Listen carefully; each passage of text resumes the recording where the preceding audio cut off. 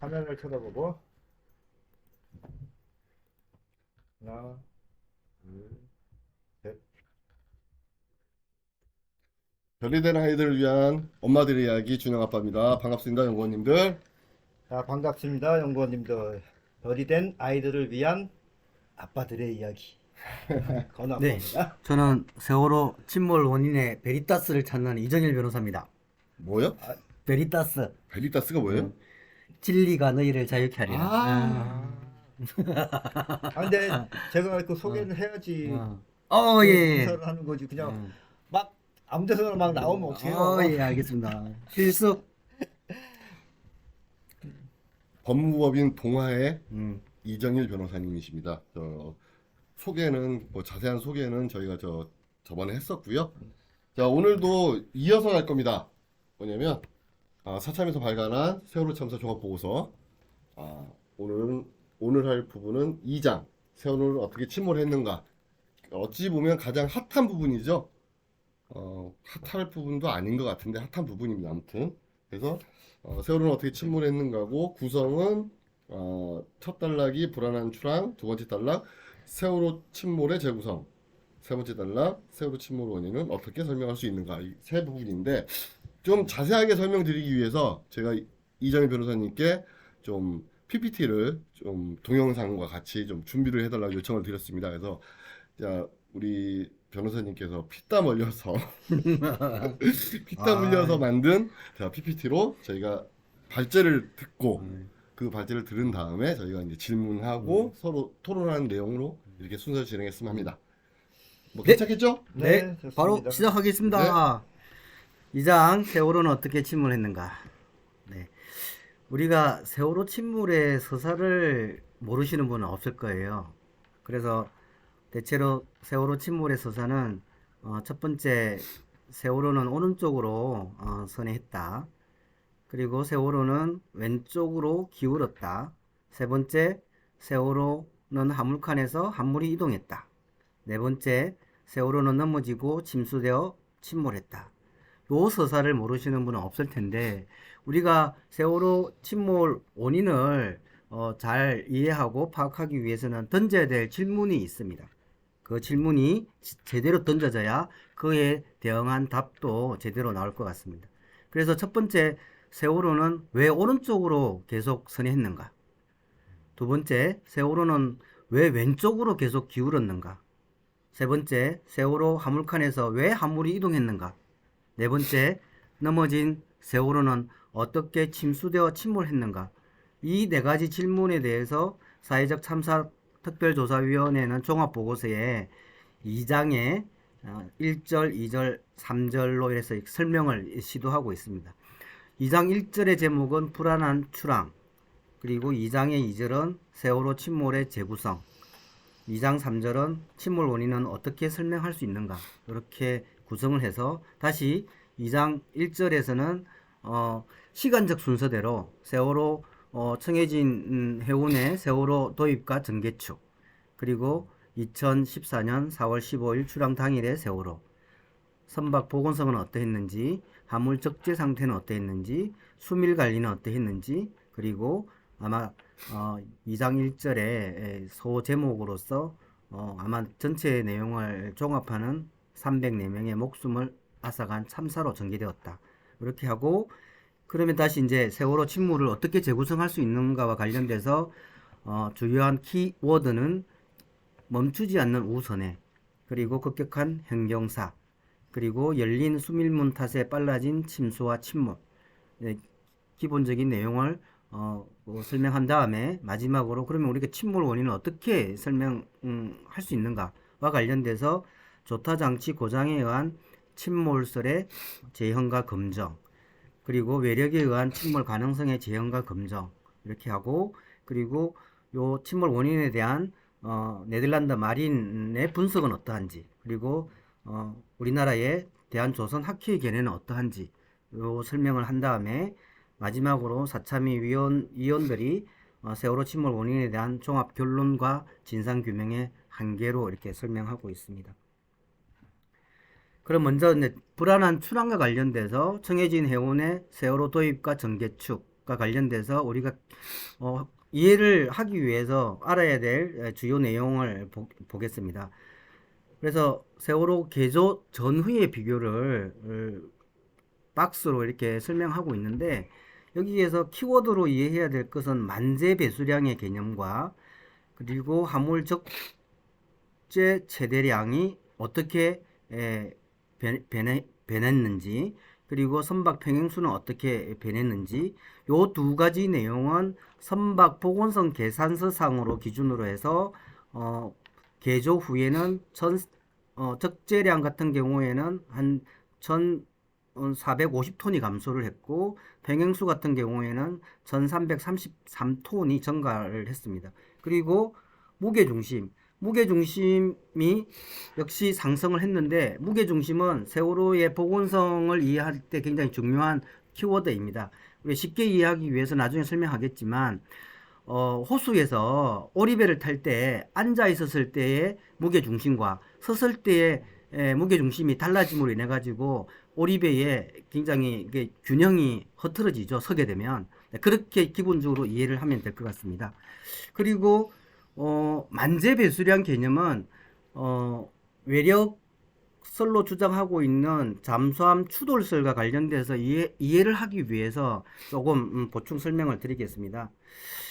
네, 제가 그 PPT의 왼쪽 칸에 만재 배수량이라는 것은 세월호의 자체 무게와 화물을 다 실었을 때에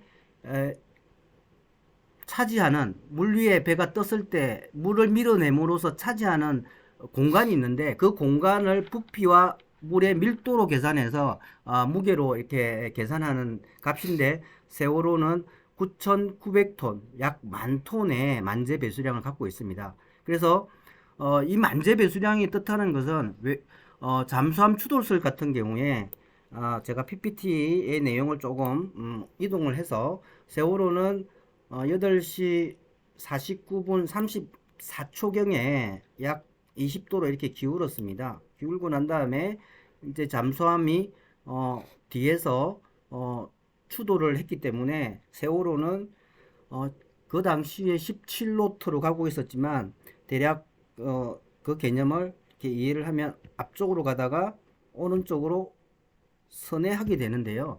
이 선회 개념의 세월호가 만재 배수량 10,000톤이 잠수함에 의해서 뒤에서 앞으로 밀리고 그리고 오른쪽으로 선회했다라는 사실을 설명할 수 있어야 된다는 측면에서 만재 배수량 개념이 굉장히 중요하다 말씀을 드리겠습니다.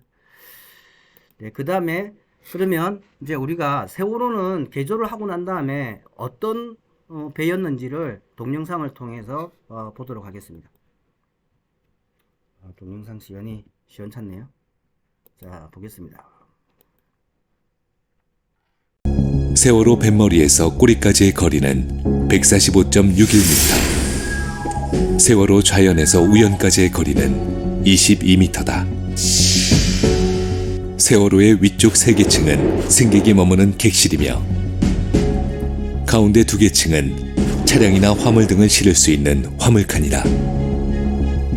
차량 적재구역인 D갑판 화물칸 밑으로는 E갑판이 있는데, 여기엔 기관실, 평형수, 연료유, 청수탱크, 횡방향 스러스터 등이 있다.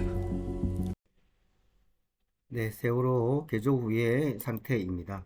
다음은 세월호가 참사가 일어나고 난 다음에 해저에 한 1,073일 동안 해저에 가라앉아 있었죠. 그리고 2017년 3월 달에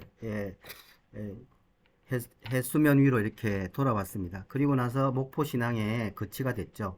그래서 거치되고 난 다음에 일정 정도의 그 화물을 꺼낸 다음에 세월호 침몰 원인을 조사하기 위해서 그 3D 스캔한 자료가 있습니다. 이것은 계속 설명을 하기 위해서 기본적으로 파악하고 있는 정보여야 되기 때문에 동영상을 통해서 세월호 선체 내 스캔 영상을 보도록 하겠습니다.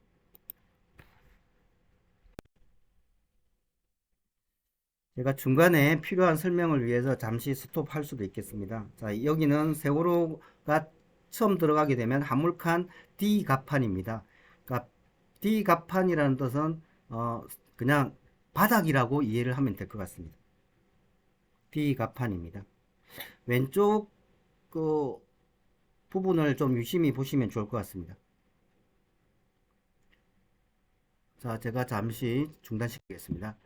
자, 이 왼쪽에 보면 세월호가 해저로 가라앉을 때 왼쪽으로 해저면이 먼저 닿았기 때문에 왼쪽 부위에 많이 이렇게 굽어져 있거나 아니면 끊어져 있거나 이런 파단 현상이 있습니다. 그리고 실제로 수평을 기준으로 해서 약 4.5도 밑으로 쳐져 있는 상태입니다. 그리고 요 왼쪽을 보시면 이게 프레임이라고 해서 굉장히 강한 웬만해 갖고는 잘 이렇게 파단이 안 나는 곳이고, 요 프레임과 프레임 사이에 외판이 있는데 외판은 쉽게 파단이 날 수 있거나 손상이 나는 부분입니다. 네, 다시 계속해서 보도록 하겠습니다.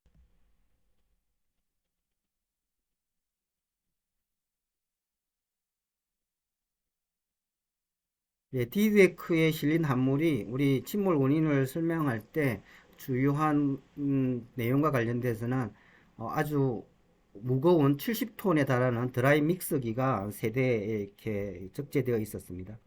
자, D데크 뒤쪽으로 쭉 가면요, 이 보이는 곳이 타기실이고요. 이제 D데크에서 밖으로 나가는 램프. 그 다음에 이제 올라가는 이제 C갑판으로 이렇게 올라가는 통로입니다. C갑판 저 앞쪽으로 가면은 앵커를 가 있는 곳이고요. 자, 선상갑판이죠. 네, 선상갑판. 그 다음 이제 뒤로 가면 네, 여기가 트윈데크 부분인데 이렇게 화물을 끝내기 위해서 갑판이 천정이 많이 이렇게 제거됐습니다. 네, 그 다음 두 번째 이제 4월 15일 출항 당시 혹은 사고 당시에 세월호 복원성은 어떠했나? 아마 그 기간별 복원성 수치와 관련돼서는 굉장히 첨예하게 의견 대립이 있었고, 크게 선조위 때만 보면 GM은 출항 당시에 복원성 수치로 이해하면 되고요. 그 다음에 GOM은 사고 당시에 복원성 수치로 이해를 하면 됩니다. 그래서 선조위 때 내인설의 입장과 열린한 입장에서 복원성 수치가 이렇게 서로 달랐는데요. 복원성 수치를 이해하기 위해서는 먼저 동영상, 복원성 비교 동영상을 보도록 하겠습니다.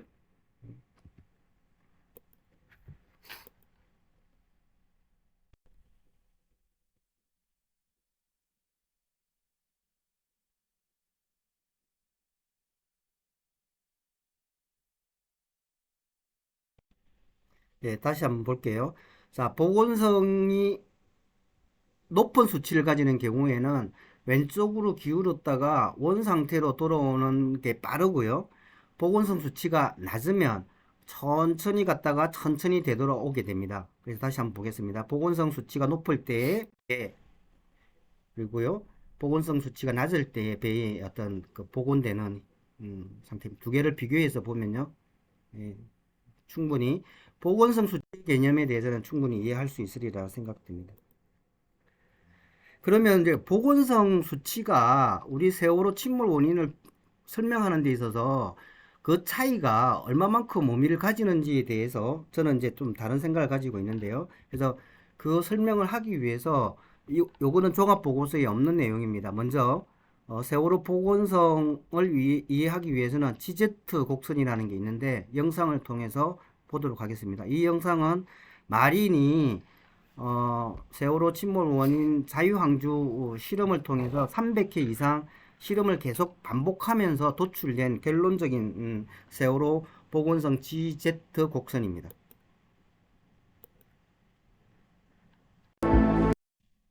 선조위는 인양 이후 1:25 비율로 축소한 세월호 모형을 대형 수조에 띄워 참사 당시의 항적을 재구성했다.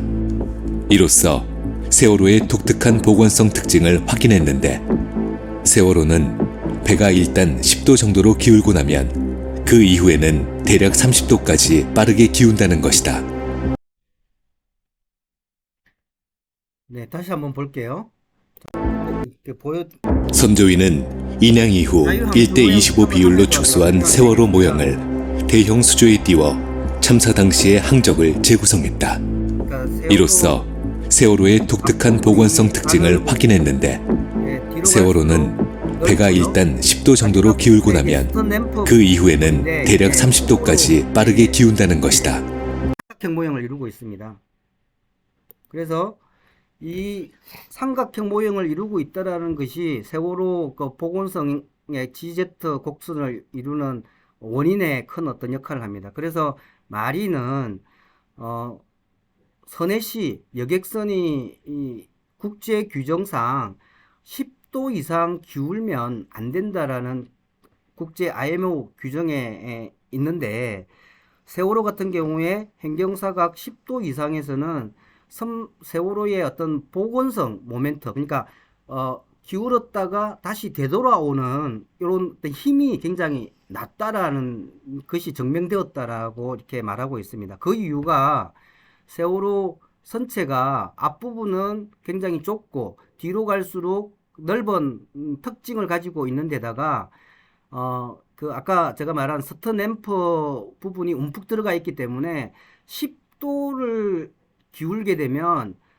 그 공간이 침수가 되는데, 침수가 된다라는 것은 계속 속도가 있는 배가 계속하면서 침수가 되면 저항을 느끼겠죠. 그러면 뒤에서 미는 힘에 저항이 있으면 더 급하게 기울기가 생길 수 있다. 그래서 세월호는 10도 행경사에서 40도까지 한순간에 가는 이런 복원성 특징을 가지고 있다. 이것이 자유항주 300회의 모형 실험을 통해서 확인이 된 거죠.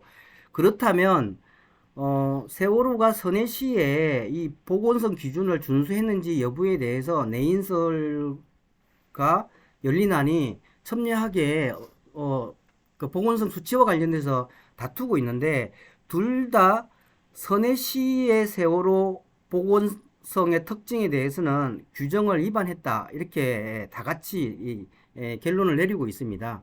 이 특징이 뭐냐면, 자, 연린안 같은 경우에는 11.8도를 넘어서는 안 되는데 세월호는 18도까지 기운다라는 것이고, 그 다음에 내인설은 16도 이상 기울면 안 되는데 세월호는 35도까지 기운다.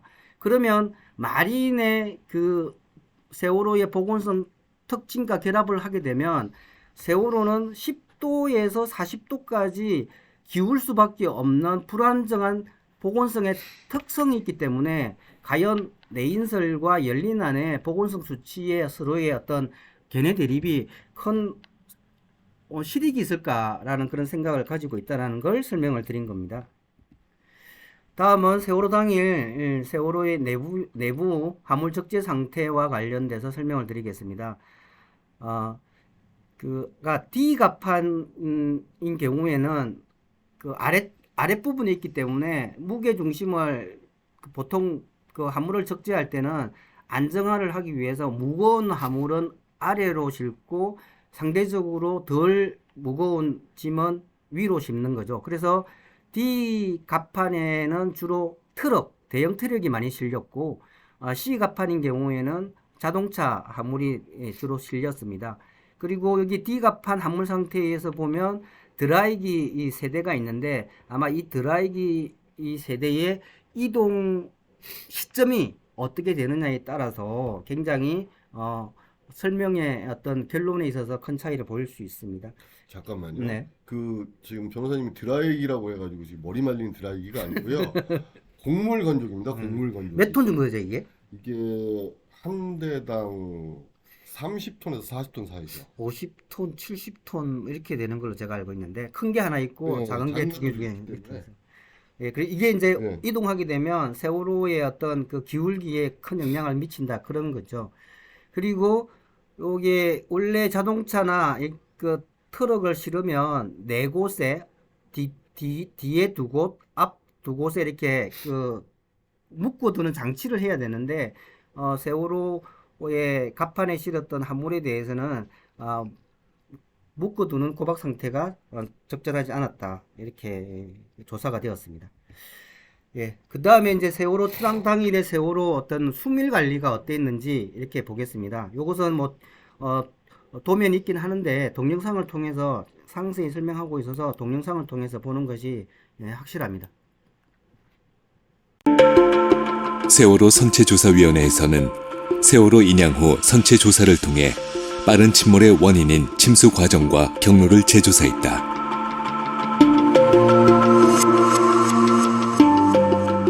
먼저 침수로 세월호의 부력을 상실하게 할 수 있는 범위를 조사하고 현장 조사를 통해 배의 상태를 조사했다. 그 결과 놀라운 사실을 발견했다. 건현 갑판인 D 갑판에서 E 갑판 사이 물이 선내에 침입하지 않도록 닫혀 있어야 할 계구부 대부분이 열려 있었던 것이다. 인양 후 선체 조사에서 맨홀로 호스가 연결되어 있어 닫을 수 없거나 맨홀 덮개가 벽면에 고정되어 있는 상태로 보아 운항 시 닫아야 할 계구부를 관행적으로 닫지 않았다는 것을 알 수 있다. 이는 세월호 선원들의 대인 조사에서도 확인되었다. 네, 이게 세월호가 인양되어서 비로소 조사될 수 있었던 내용이었죠. 그래서 참사가 일어나면 어쨌든 점검물을 그 육안으로 볼 수 있도록 우리가 인양한다라는 것이 얼마나 중요한 것인지 깨닫게 해준 그런 내용입니다. 자, 그리고 이제 종합보고서에서 마지막으로 304명의 목숨을 앗아간 참사라고 하면서 출항 전 여객선 안전점검 보고서를 이렇게 복사를 해서 설명을 하고 있는데 아마 이것은 304명의 목숨을 앗아간 참사의 어떤 상징을 보여주는 것이라서 아마 지필 진인해서 이렇게 한 것 같습니다. 즉 출항 전 여객선 안전점검 보고서는 원래 출항하기 전에 그 운항관리자가 확인을 일일이 다 하고 나서 서명을 해야 되는데 세월호 같은 경우에는 이미 배는 인천항을 떠난 이후에 무전으로 운항관리자에게 뭐 몇 명 탔고 그 다음에 화물이 어떻고 출항 당시에는 공란을 비워줬던 공란들을 채우는 거죠. 그리고 그 보고서 내용이 실제 내용과도 너무 달랐다. 그래서 즉 일반 화물 차량 150대라고 보고를 했지만 실제 화물은 2200톤이 넘는 화물이었고 그 다음에 화물 적재 상태가 양호하다라고 표시를 했지만 실제로는 묶어둔 고박 상태가 아닌 불량 상태였다는 사실을 이 출항 전 여객선 안전 보고서를 통해서 304명의 목숨을 앗아간 참사의 어떤 상징을 보여주는 것이라서 아마 종합보고서 집필진이 굉장히 강조한 내용으로 이렇게 이해가 되고 있습니다. 네, 그러면 자 여기까지 일단 중단을 하고요. 제가 혼자 계속 하다 보니까 굉장히 좀 뭐라 그럴까 긴장도가 높아지네. 네? 평소보다 더 긴장도를 하고 있는 것 같죠? 처음 해보는 방식이라 하면 더 심할 것 같아요. 네. 그러면 자연스럽게 이거 나중에 편집할 때는 가능하잖아. 언제든지 어떻게 하든지. 이거 안 잘라낼 것 같은데. 자연스럽다고. 그래. 한번 하지. 이정희 선생님이 얘기하는 거는 뭐 다 넣을 거니까. 아무튼 제가 지금 감기 때문에 계속 풀쩍이고 있어서 이게 좀 그렇네. 그럼 계속 꼭 해보겠습니다. 두 분의 불만이 없는 걸로 알고. 예. 자, 두 번째는 이제 세월호 침몰의 재구성을 하기 위해서 우리가 세월호가 어떤 상태였거나 혹은 어떤 현상이었는지를 좀 확정할 필요가 있겠죠. 그래서 첫 번째 내용이 멈추지 않는 우선입니다. 왼쪽에 있는 이거는 세월호 궤적이라고 할 수 있는 항적이라고 할 수 있는데요. 세월호를 마치 위에서 8시 48분 24초부터 49분 50초까지 마치 위에서 세월호가 어떻게 움직이는지를 보는 그런 모습이 있고요. 이 모습은 결국에는 세월호가 멈추지 않고 우선을 했다라는 그런 내용이고요. 그 다음에 전하선 기울기와 관련돼서는 세월호 내부의 모습으로 들어간 겁니다. 그래서 전하선 기울기는 8시 48분 2초부터 49분 31초까지의 모습이고요. 그 다음에 저희들이 선체조사위원회 때 블랙박스, 차량 블랙박스를 복구했고 분석한 결과의 시간들은 8시 49분 34초부터 49분 48초까지의 블랙박스 영상을 통해서 세월호 내부 사정이 어떠했는지를 분석을 했습니다. 아마 KBS에서 영상 분석을 했는데 굉장히 영상 분석을 촘촘하게 잘한 내용입니다. 이러한 내용들은 세월호 조타수가 우연 오도를 조타한 이후에 벌어진 세월호의 위에서 쳐다본 모습과 내부의 모습을 핵심적으로 보여주는 내용입니다. 그래서 KBS가 영상 분석한 영상을 보도록 하겠습니다. 시작 시점은 8시 49분 34초. 들리는 소리를 좀 관심을 가지고 보시면 좋을 것 같습니다.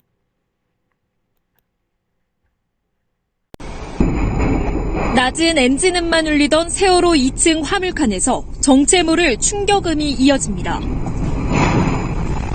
바퀴가 들린 화물차가 휘청거리더니 대형 중장비를 시작으로 화물차와 승용차가 한꺼번에 미끄러지면서 아수라장이 됩니다. 선체 왼쪽에선 바닷물이 쏟아져 들어오며 침수도 본격적으로 시작됩니다. 1분도 되지 않는 짧은 사고의 순간들이 고스란히 담겼습니다. 화면 속 쇠사슬이 기운 각도는 18도. 그 뒤 5초 동안은 큰 변화가 없었지만 8시 49분 40초 갑자기 출렁하더니 불과 8초 만에 50도 넘게 기울었습니다. 8시 49분 40초쯤 차량들이 한쪽으로 일제히 쏠리면서 세월호는 침몰하기 시작합니다. 그런데 이때부터 1분여 전 언뜻 보기엔 미동조차 없어 보이지만 영상 재생 속도를 높여봤더니 한쪽으로 기울기 시작하는 모습이 확인합니다. 이때가 8시 48분 51초. 영상의 기울기 변화를 정밀 분석해봤습니다. 미세하게 기울던 배가 잠시 그 상태를 유지하더니 결국 돌아오지 못하고 왼쪽으로 쏠립니다. 세월호는 침몰 직전 이미 50여 초 동안 기울고 있었던 겁니다. 네, KBS가 그렇게 분석한 내용이 실제로 사참이 CCTV 복구 영상을 통해서 다시 확인이 되었습니다. 그래서 복구 영상 중에서 유심하게 봐야 될 부분은 매점인데요. 매점에 전화기 줄이 이렇게 기울고 있는 모습이 세월호 내부의 기울기 각도를 분석한 기초가 된 것입니다. 여기서부터 나옵니다. 네, 여기 이 부분입니다.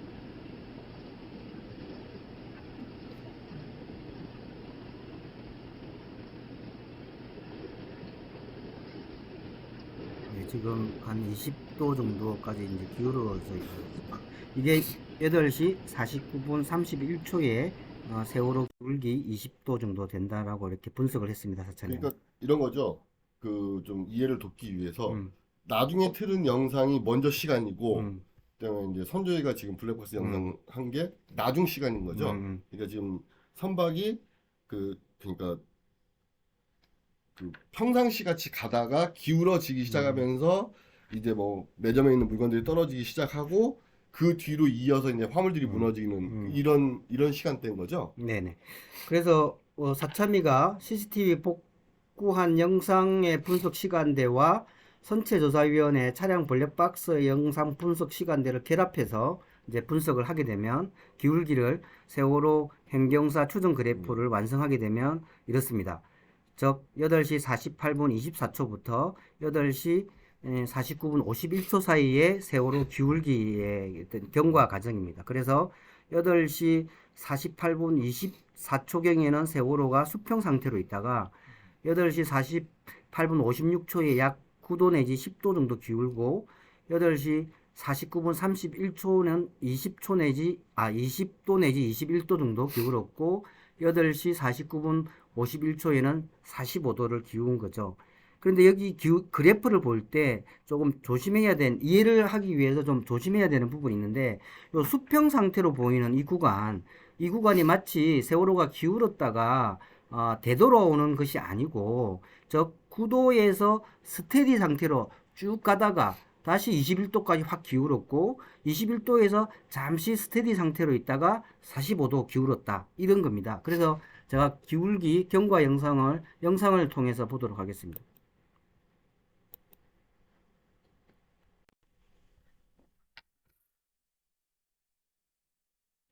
자,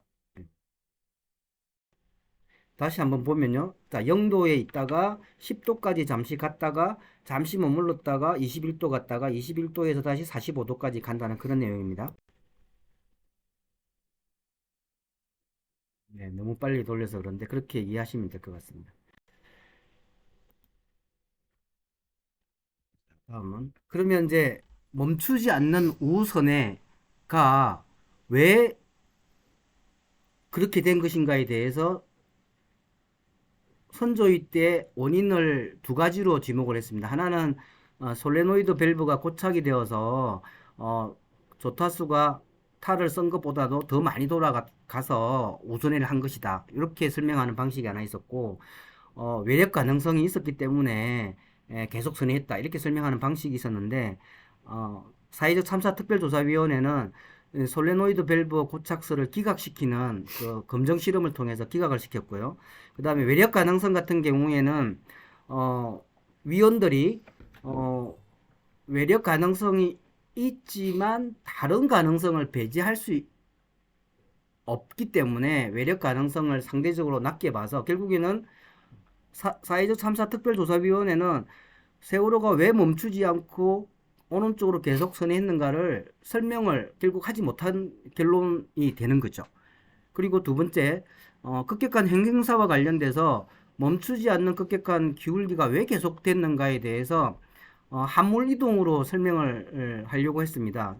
선체조사위원회는요. 그래서 선체조사위원회의 그 침몰 원인과 관련돼서 용역을 받았던 영국 브룩스벨이 화물 이동과 관련돼서 이렇게 좀 설명을 했습니다. 기울기 20도 시점에 즉 8시 49분 26초경에 D갑판에 철근 디스크 건조기하고 트레일러가 초기 화물 이동을 하고 그 이후에 8시 49분 40초 이후에 대량 화물 이동의 원인이 되었다. 이렇게 설명을 했는데요. 그래서 선체조사위원회 내인설은 브룩스벨의 용역 결과를 채택을 했고 열린안은 채택을 하지 않았습니다. 그러면 이제 사참위가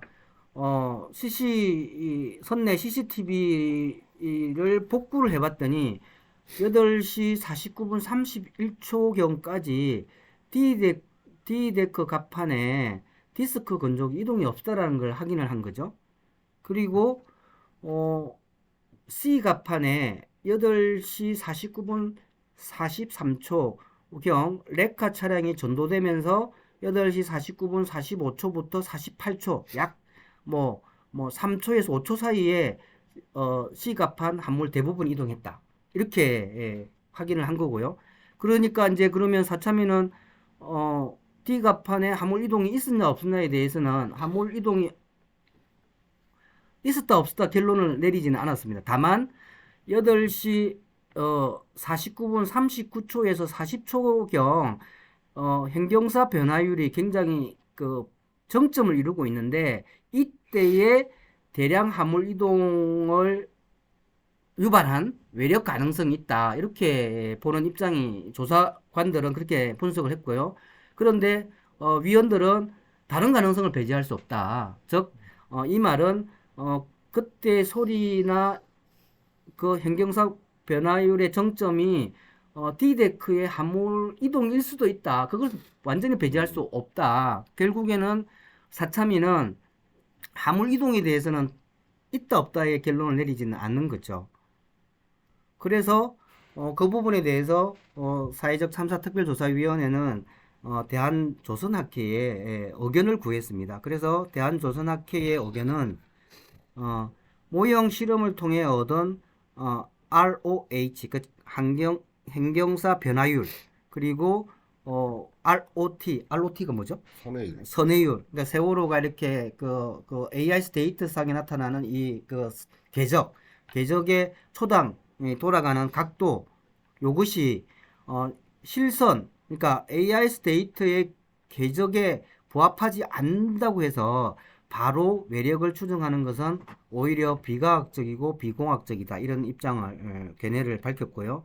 마린 같은 경우에는 영상 기록 등을 분석하여 추정한 값, 즉 기울기의 행경사 변화율과 관련돼서 행경사 각각의 각도 값이 있는데 그것을 초당으로 미분하는 각도가 얼마나 빠르게 변화하는지 계산하여 도출한 행경사 값은 신뢰성이 현저히 떨어진다.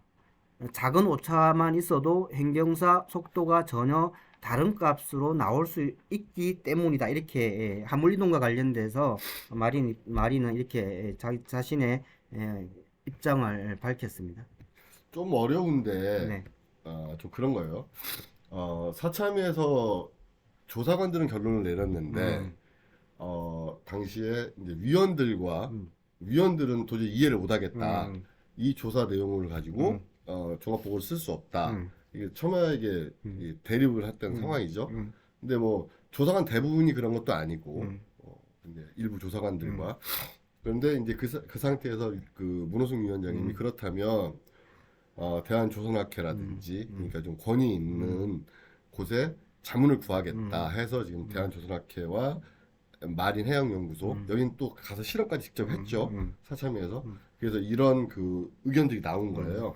그래서 여기서 중요한 게 뭐냐면 우선 대한조선학회가 얘기한 ROH와 ROT가 실선 궤적에 부합하지 않는다고 외력을 추정하는 것은 이 말이 되게 웃긴 게 뭐냐면 어떻게 보면 되게 웃기고 어떻게 보면 되게 과학적인 얘기인데 실선 궤적이라는 게 뭐냐면 이거 이어붙인 궤적이잖아요. 근데 실제적으로 배가 움직인 궤적하고는 다르다는 얘기예요, 이게. 그러니까 이걸 오히려 비과학적이고 비공학적이다 이렇게 얘기해버린 거고. 왜냐면 이건 증거가 아니고 ROT나 ROH 같은 경우는 증거라고 볼 수 없고 이거는 뭐라고 하죠? 그거를 이렇게 경량성? 뭐 경향성 같은 거, 추정값 이런 걸로 보는 거지. 이걸 증거화하면 안 된다 이런 뜻이고 마린해양연구소도 같은 얘기로 한 거예요. 뭐냐면 미분하지 않냐 니네가 영상 기록을 보고 그러면 영상 기록 자체가 이게 초당 몇 프레임 되는지 이것까지 계산하고 또 여기서 또 미분을 또 해버리면 이게 오차값이 너무 커져버린다. 이건 이렇게 하면 안 된다. 그냥 경향성만 보지 이걸 갖다가 몇도로 보면 안 된다. 이런 얘기를 하는 거거든요. 네. 그래서 어쨌든 결론적으로 말하면 세월호 침몰의 재구성과 관련돼서 세월호가 멈추지 않고 왜 오른쪽으로 계속 선회했는가는 결국 설명 못하게 되는 거죠. 그리고 급격한 기울기가 계속됐는지에 대해서도 결국에는 설명을 못한 것이 됩니다. 사회적 참사 특별조사위원회는요. 그러면 이제 세월호가 넘어진 상태에서 어떻게 침수되고 침몰되었는지에 대해서는 사회적 참사 특별조사위원회는 대체로 보면 선체조사위원회의 침수 경로와 침몰 과정을 설명을 그대로 이렇게 인용하고 있는 것 같습니다. 그래서 선체조사위원회에서 침수 경로와 침몰 과정을 어떻게 조사하고 침몰 마린의 실험을 통해서 밝혔는지를 보겠습니다. 먼저 침수 경로와 관련돼서 세월호를 인양하고 나서 첫 번째 확인한 것이 루브 통풍구 상태를 확인하게 된 겁니다. 그래서 아래에 있는 세월호가 누워 있었을 때 루브 통풍구의 모습입니다. 여기서 유심히 봐야 될 것은 이 손잡이 부분인데요. 그러니까 손잡이 부분을 오른쪽에서 들어 올리게 되면 이게 핀 안전기실로 연결되는 굉장히 네모의 이 통로가 해수가 들어가게 되는 통로인 거죠. 그래서 다시 세월호를 바로 세우면 왼쪽에 있는 사진이 되고요. 이 사진에서 문을 위로 올린 상태로 되면 통풍구 손잡이를 올렸을 때는 핀 안전기실로 해수가 유입이 되고요. 요걸 들어서 다시 내리게 되면 오른쪽에 있는 사진의 상태가 되는데 이 상태는 이 통풍구를 통해서 해수가 핀 안전기실로 가는 게 아니라 C가판으로 오게 되는 거죠. 그러니까 이런 전제하에서 이제 침수 모형 실험을 했는데요. 선체조사위원회가 피난전기실 시나리오를 더 신뢰하게 된 이유는 조금 뭐 영상을 통해 설명이 되겠지만 45도 기울었을 때에 물이 그 C데크 갑판으로 들어오는 여기에 루브 통풍구 손잡이가 위로 올려져 있다라는 거죠. 그러니까 피난전기실로 해수가 유입될 가능성이 더 높다. 그렇지만 C 갑판으로 다시 해수가 들어왔을 때 이 두 가지 시나리오를 갖고 침수 실험을 한 겁니다. 영상을 보시면 상세히 잘 설명되고 있습니다. 다른 선박과 이제 뭐 비교해서 할 수는 없겠지만 상대적으로 그 횡경사 각이 이루는 세월호가 갖고 있는 형상에서 시간적으로 분석해 봤을 때 어느 일정 횡경사각 이상이 됐을 때 빠르게 배가 돌아갔다, 이렇게 분석할 수 있는데요. 저희 보고서를 보시면 세월호 최초 침수 시작된 시각이 8시 49분 45도 상황이고요. 그 뒤로부터 1시간 동안의 횡경사 변화량은 약 17도 정도 되고, 그 17도 상황에서 약 35분이 흐른 뒤에 65도로 급격한 횡경사 변화로 인해서 세월호가 침수되게 되었습니다. 이런 부분이 다른 선박의 침수 과정과 일반적인 선박의 침수 과정과는 차이가 있다고 그렇게 판단하고 있습니다. 건현 갑판인 D 갑판의 하부 구조인 E 갑판으로 침수 가능한 여러 개의 통로를 발견했다. 좌연 45도 기운 상태에서 내부로 물이 들어올 수 있는 경로는 다양했다. 하지만 좌연 C 갑판에 주차되었던 1톤 트럭의 218번 블랙박스 영상을 통해 초기 침수에 대한 경로를 추정할 수 있었다. 선조위에서는 마린의 침수 시뮬레이션을 위해서 횡경사 각도, 예상되는 횡경사 각도와 선박의 형상과 수밀 구획이 고려된 선박의 도면, 그리고 계구부 해치, 그리고 각종 통풍구, 수밀문 등에 대한 정보를 제공하였습니다. 그 정보를 제공해서 마린에서만 갖고 있는 감압수조 그리고 대기압수조를 통해서 침수 시뮬레이션을 재현하고자 했습니다. 감압수조를 사용한 이유는 국내에는 감압수조 시설이 없었고 모델이 1대30 비율로 축소 제작됐기 때문에 모델이 받는 압력을 현실과 매치시키기 위해서, 가장 잘 부합시키기 위해서 그렇게 마린의 그 감압수조에서 실험을 진행하게 되었습니다. 실시한 시나리오가 두 가지가 있습니다. 블랙박스를 통해서 조사된 결과를 가지고 시나리오를 결정했는데, 그중 한 가지 첫 번째 시나리오는 C갑판 시나리오, 루버 통풍구를 통해서 C갑판으로 물이 쌓이는 시나리오고, 두 번째로는 피난전기실 시나리오, 그 외판으로 연결된 루버 통풍구를 통해서 피난전기실로 연결되는 통풍 구조로 피난전기실이 먼저 침수되는 시나리오입니다. 최종적으로는 블랙박스 분석을 통해서 피난전기실 시나리오가 더 맞다. 왜냐하면 그 정밀 분석을 통해서 당시에 덮여있던 피난전기실 통풍 그 루버 벤트가 피난전기실로 연결되어 있음을 확인했습니다. 침수 모형 실험으로 밝혀낸 사실은 이렇다. 좌연 45도 기운 세월호는 C갑판 루버 통풍을 통해 연결된 피난전기실 통풍통을 통해 침수되었다. 그 후 기관장비 구획으로 연결되는 열린 맨홀과 수밀문을 통해 기관실, 보조기관실, 축실, 선미 스러스터실, 그리고 타기실의 침수로 이어졌다. 물이 침입하지 않도록 닫혀 있어야 할 계구부가 열려있는 상황에서 세월호 모형이 빠르게 침수하는 것을 확인할 수 있었다.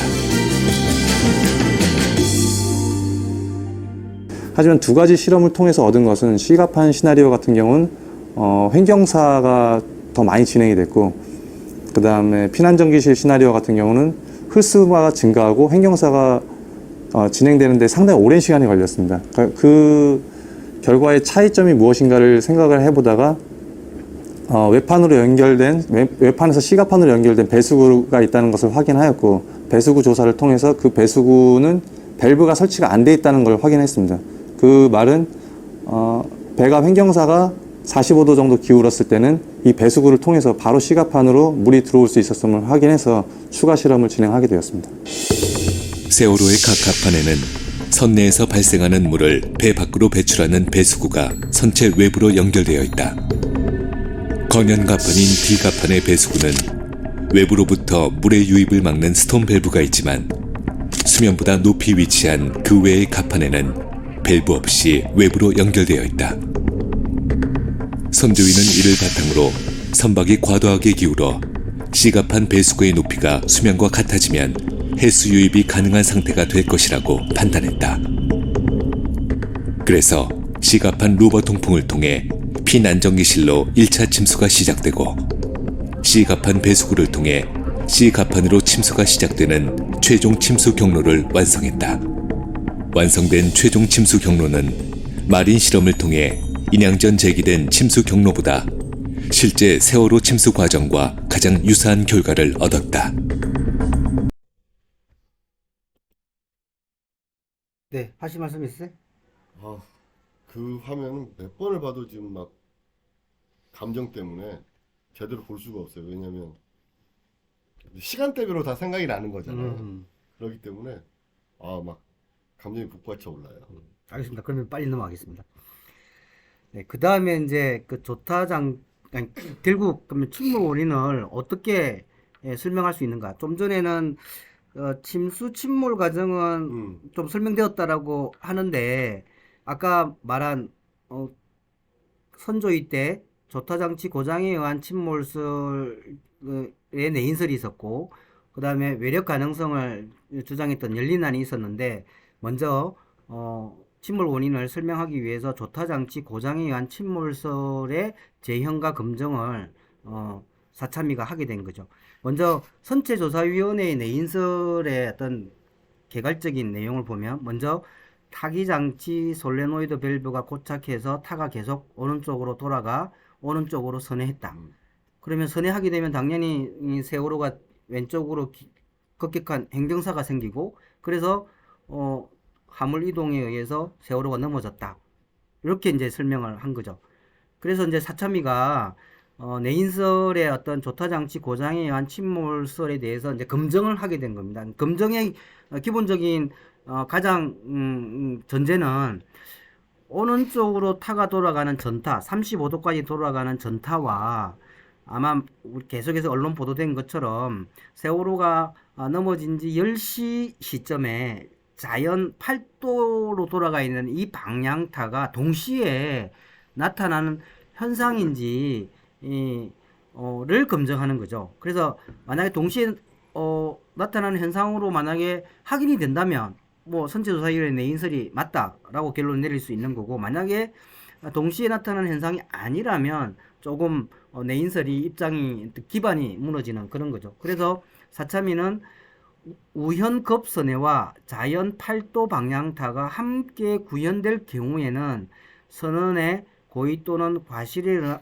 의한 대각도 조타가 있었을 가능성으로서 설명이 가능하겠냐라는 질문과 혹시 외력이 작용했을 가능성이 없겠냐 이 두 가지를 갖고 이제 하게 된 겁니다. 그래서 결론적으로 사참이 타기 모형을 제작해서 우현 전타와 자연 8도 방향타를 검증을 했더니 그런 현상이 구현되지 않더라. 그래서 선체조사위원회 타기장치 솔레노이드 밸브 고착에 의한 세월호의 어떤 침몰 주장은 기각 이렇게 이제 결론을 내린 거죠. 그러면 이제 계속 이어지는 질문이 그럼 솔레노이드 밸브는 언제 고착됐는데 이렇게 이제 조사를 이어지게 된 겁니다. 그래서 사회적 참사 특별조사위원회 이제 조사 결과는 손상된 솔레노이드 밸브 케이싱이 러버 스토퍼와 철심을 밀어 눌렀으면 철심의 위치 회복을 막았다고 보는 것이 합리적이다라고 이제 결론을 내린 겁니다. 그러면 케이싱 손상 시점이 언제냐? 요거는 아마 그 세월호가 침몰하는 그 전후의 어느 시점일 것이다. 시점에 대해서는 명확하게 특정을 하지는 못했습니다. 그래서 보면은 이 고착된 솔로네이드 밸브의 요 부위가 굉장히 밀착되어 있는데 옆면을 보면 원래 이렇게 되어 있어야 되는 솔레노이드 밸브가 이렇게 밀착이 되어 있다는 거죠. 그래서 이 밀착되는 것이 러버 스토퍼가 계속 누르고 있으면 철심이 자기 위치를 회복하지 못하고 솔노이드 밸브가 고착될 수 있다. 그렇게 보는 것이 합리적이다. 이렇게 결론을 내렸습니다. 참고로 왼쪽에 있는 조타장치 모형 실험은 네, 이렇게 실험을 했습니다. 그러니까 그런데 이제 조타장치 고장에 의한 침몰설 재현과 검증이 안 된다라는 그 진상규명국의 결론에 대해서 그것을 인정한 다수의 위원에 비해서 두 분의 위원은 반대 의견을 표현했습니다. 그래서 핵심적인 내용을 보면은 사참위 이민희 의원하고 이재원 위원이 반대 의견을 냈는데요. 네 가지 정도로 이렇게 설명을 하고 있습니다.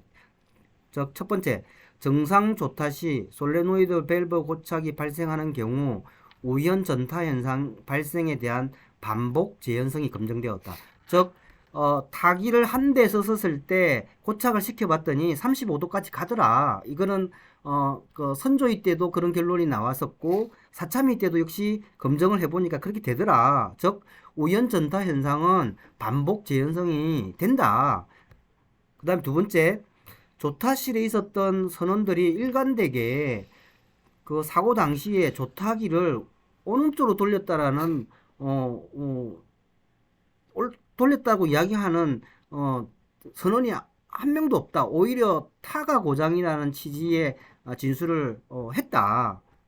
그리고 3등 항해사가 타기 장치를 끄는 행위, 선조위 때도 굉장히 논란이 됐던 부분인데 타기 두 개를 가동을 했다면 하나의 타기를 껐다면 다시 팔도로 갈 가능성을 배제할 수 없다. 이런 취지의 내용이고요.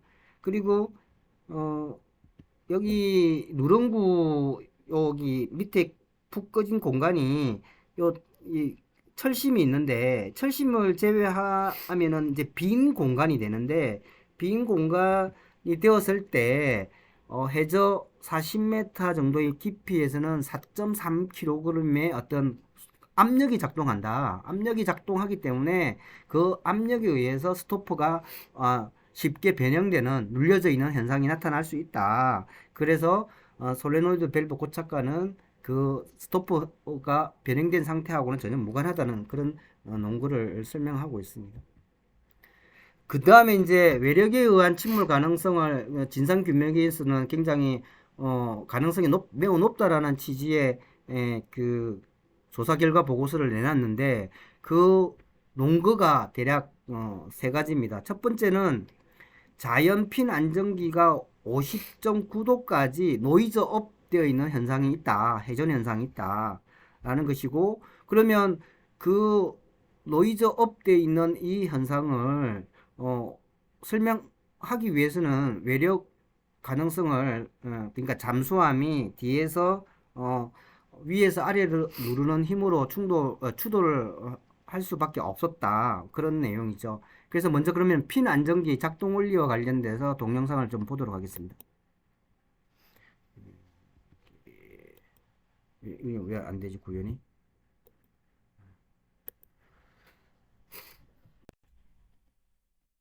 자, 먼저 볼게요. 이 지금 화면은 왼쪽에 있는 자연핀 안정기와 오른쪽에 있는 우연핀 안정기인데요. 기본적으로 요 해수면과 관련돼서 왼쪽은 29.5도 정도 이렇게 기울어 있다라는 것이고요. 오른쪽은 26.7도 기울어 있다라는 그런 뜻입니다. 핀 안정기의 각도가 그렇다는 것이고요. 계속 보겠습니다.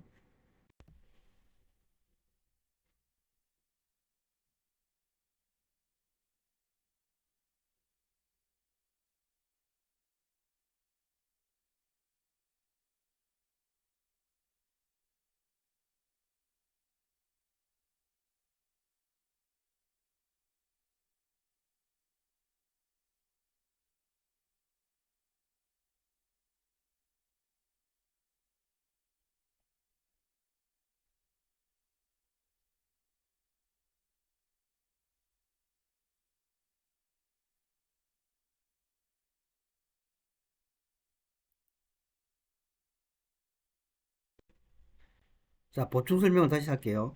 자, 이게 수평 상태로 배가 가다가 지금 8시 49분 34초경 세월호가 20도 정도 기울었을 때 후미에서 전진 방향으로 잠수함이 추돌을 했다.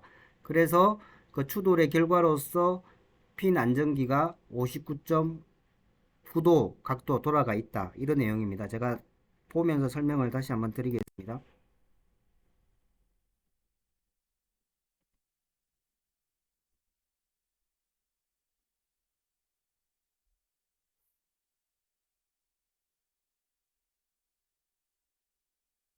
자, 핀 안정기가 아래로 25도까지 내려가고 위로 25도까지 올라오는 것은 작동을 어떻게 하느냐에 따라서 움직이는 통상적인 범위의 각도입니다. 그런데 세월호 같은 경우에는 요 핀 안정기가 고장났기 때문에 항상 접어서 넣었다가 그냥 접은 상태의 그 각도에서 그대로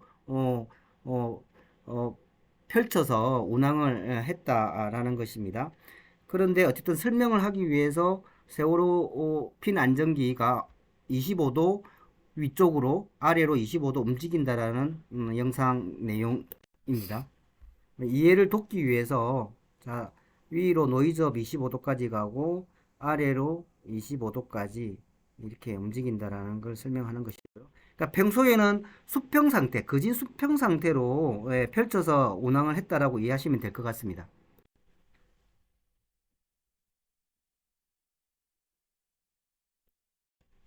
그래서 이 상태에서 뒤에서 잠수함이 충돌하는 경우에 위에서 아래로 누르는 어떤 힘의 방향이 있어서 50.9도까지 돌아갔다라고 주장하는 것이 외력설, 잠수함 추돌설의 입장인 거죠. 그러면 이제 그렇게 했다면 뭐 핀 안정기에 어느 정도 힘이 가해졌는지를 이제 핀 안정기 회전 변형 실험을 통해서 도출했더니 약 157톤 미터의 회전력이 나왔다라는 것인데, 그러면 쉽게 또 그러면 세월호가 해수면에 착지하면서 그런 변형이 있을 수 있는 거 아니냐라는 생각을 할 수가 있잖아요. 그래서 착저 과정에서 핀 안정기가 해저면에 들어갈 때 그럼 어느 정도 힘이 필요하냐 했더니 70톤 정도 이렇게 한 거죠. 그러니까 회전 변형 실험에서 157톤이 나왔기 때문에 착저 과정에서의 해저면에 간입될 때는 핀 안정기가 돌아가는 않는다 이런 입장인 거고요. 그리고 그러면 이제 자 157톤이 나오기 위해서 어떤 실험을 했냐에 대해서는 어느 쪽에 있는 핀 안정기를 활용해서 제작을 했나요? 제작도 하고 그것도 돌리고 했어요. 그래서 한쪽 면은 이 채널 1번은 위쪽으로 밀어 올리고 채널 2번은 아래쪽으로 당기는 방식으로 동시에 이제 힘을 가한 거죠. 그래서 그 힘이 157톤 나왔다 이렇게 결론인데, 제가 여기에서 조금 잘 이해가 안 되는 게 한쪽 방향으로 밀었는데 왜 위로 올리는 힘과 아래로 누르는 힘을 동시에 적용해서 157톤을 이렇게 했는지 제가 좀 이해가 안 되더라고요. 뭐 저희 궁금증은 이런 겁니다. 그러니까 실제로는 위에서 아래로 누르는 한쪽 방향으로만 힘이 가해졌는데 실험은 위로도 가해지는 힘과 아래로 내리는 힘이 가해져서 이 두 개의 힘이 결합돼서 157톤이 나왔으니까 그냥 산수를 하는 사람 입장에서는 한쪽 방향으로 가해졌다면 157톤에 곱하기 2를 해야 되는 거 아니냐라는 그런 어떤 궁금증이 생길 수 있다. 그런 취지입니다. 자, 그 다음에 이제 핀 안정기를 추돌한 결과 안쪽 세월호 선체 내에 있는 이 크루스박스라는 핀 안정기 경락고 변형이 있는데 여기 네모 박스 안에 보면 여기 오른쪽으로 조금 이동을 하고 또 앞쪽으로 이동을 한 거죠. 그래서 운동의 방향은 시계 방향으로 이렇게 이동을 한 거고요. 그 이동의 크기는 약 9mm 정도 이렇게 된다고 합니다. 그래서 이런 변형이 생기기 위해서는 어느 정도의 힘이 가해졌냐. 그래서 한 2,400톤 하중이 있어야 된다. 이렇게 이제 그 하중을 도출한 거고요. 그렇다 그러면 2,400톤의 하중이 힘이 들어갔으니까 그러면 세월호를 잠수함이 뒤에서 추돌을 해서 앞 방향으로 미는 힘과 선회시키는 힘이 2,400톤 정도 되겠구나라고 이렇게 이제 생각해서 잠수함 추돌설의 어떤 논거로 삼으려고 하는데, 근데 문제는 2,400톤의 하중이 이 세월호 자연 선체 내에 있는 크루스박스를 직접적으로 추돌한 하중이 아니고 핀 안정기를 건드려서 요 크루스박스가 움직인 힘이 2,400톤이라는 말이기 때문에 아까 세월호 핀 안정기를 회전시키는 170톤의 힘과 157톤. 157톤의 힘과 요 2,400톤의 힘이 충돌하는 문제가 있잖아요. 괴리가 많이 생기죠. 괴리가 생기는 문제가 있는 거죠. 그러니까 이 수치상의 어떤 모순점이 있다. 그래서 아마 그 사참위 위원들이 요 용역 결과 분석 결과를 수용하지 않는 것 같습니다. 한 가지가 더 있는데 네, 뭐냐면 말씀하시죠. 그러니까 핀 스테빌라이저와 이 연결 부분 있잖아요. 그 지금 그 동체 안에 있는 연결부 이건 이 통짜가 아니고 지금 그 전 화면을 보시면 이 동그랗게 지금 이렇게 핀 안정기 옆에 부분이 있는데 이 부분이 파손될 수 있는 힘이 200톤 정도밖에 안 돼요. 260톤. 네, 260톤밖에 안 돼요. 그러면 157톤의 지금 회전력이 필요하고 그다음에 이제 그 다음 화면을 보면 경락고까지 변형시키려면 2,400톤의 힘이 필요한데 뭐 이것도 지금 되게 괴리가 크지만 이게 지금 손상이 돼 버린다는 손상이 될 수 있는 힘이 260톤밖에 안 되니까 그럼 과연 260톤을 가지고 아까 얘기했던 맨 처음에 설명하셨던 10,000톤짜리 배를 돌릴 수가 있느냐 넘어뜨릴 수 있느냐 이 부분에선 의원들이 위원들이 그 뭐라고 할까 도저히 이해를 못하겠다 이렇게 되는 거죠. 그러니까 좀 더 보충 설명을 드리면 이 핀 안정기와 이 크루스박스의 이 제작사가 영국의 롤스로이스사인데 여기 예를 들어서 여기에 핀 안정기에 260톤이 가해지면 아예 그냥 뭐 부러져 나가버린다라는 거죠. 그러니까 외력이 잠수함이 추돌한다 하더라도 힘을 가할 수 있는 최대치는 260톤이 되는 거죠. 왜냐하면 핀 안정기가 유지된 상태로 되려 그러면 260톤의 힘으로 과연 세월호를 앞으로 밀고 선회를 시킬 수 있느냐에 대한 부분에 대해서는 설명이 잘 안 된다라고 이야기할 수 있을 것 같습니다. 그것은 저의 생각입니다. 그 다음에 이제 그 잠수함 추돌설의 근거로 삼았던 게 선체 외판에 나타난 움푹 들어간 자국 형상이 있는데 이것은 외력 손상으로 볼 수밖에 없다.